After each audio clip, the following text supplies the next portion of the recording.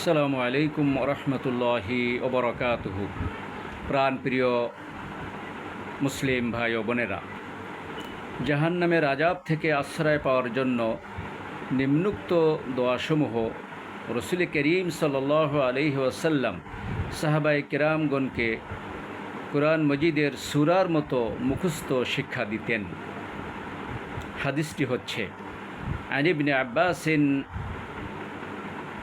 রাদিয়াল্লাহু তাআলা আনহু আন্না রাসূলুল্লাহি সাল্লাল্লাহু আলাইহি ওয়াসাল্লাম কানা ইউআল্লিমুহুম হাযা আদ-দুআ কামা ইউআল্লিমুহুমুস সূরাতা মিনাল কুরআন ইয়াকুল কুলু আল্লাহুম্মা ইন্না নাউযু বিকা মিন আযাবি জাহান্নাম ওয়া নাউযু বিকা মিন আযাবিল কবর ওয়া নাউযু বিকা মিন ফিতনাতিল মাসীহিদ দাজ্জাল ওয়া নাউযু বিকা মিন ফিতনাতিল মাহইয়া ওয়াল মামাত।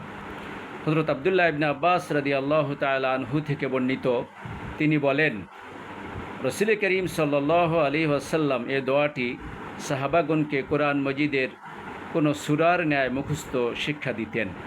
তোমরা বলো, হে আল্লাহ, আমরা আপনার কাছে জাহান্নামের আযাব থেকে আশ্রয় প্রার্থনা করি, আমরা আপনার কাছে কবরের আযাব থেকে আশ্রয় প্রার্থনা করি, আমরা আপনার কাছে মাসীহ দাজ্জালের ফিতনাহ থেকে আশ্রয় প্রার্থনা করি, আমরা আপনার কাছে জীবন ও মৃত্যুর ফিতনা থেকে আশ্রয় প্রার্থনা করি।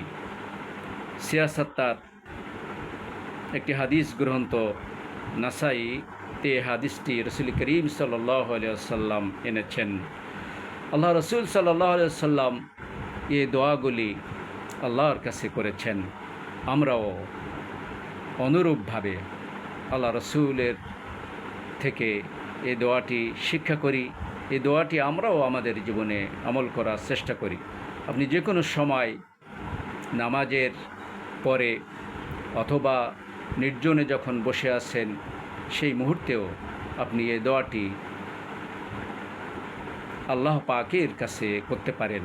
তাহলে আল্লাহ পাক আপনাকে এই 4টি বিষয় থেকে মুক্তি দিবেন। প্রথম হচ্ছে জাহান্নামের আযাব, দ্বিতীয় হচ্ছে কবরের আযাব, তৃতীয় হচ্ছে মাসীহ দাজ্জালের ফিতনা, চতুর্থ হচ্ছে জীবন ও মৃত্যুর ফিতনা।